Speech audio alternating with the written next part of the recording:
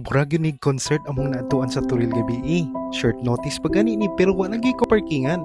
When God gave bread to His disciples, parking space yun gihatag niya karon. Salamat panadero.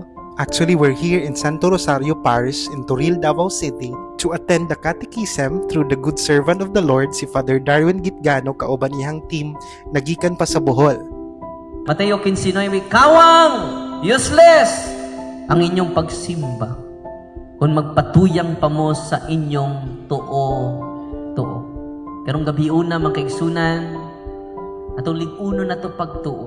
Kay si Kristo mingon na ayo ka tungod sa imong. Masa mingog na ayo ka tungod sa imong tuo. Nya sad to say daghan ka nato karon nga niya daghang mga anting-anting. Tinoo dili. Daghan kay mga orasyon. Orasyon pagpuypoy, orasyon sa pang tagulilong. Ano naswito ko ana? Daghang nagsurrender didto sa atong Office of Healing and Exorcism.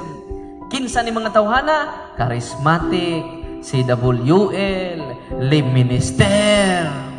Naasod sa simbahan!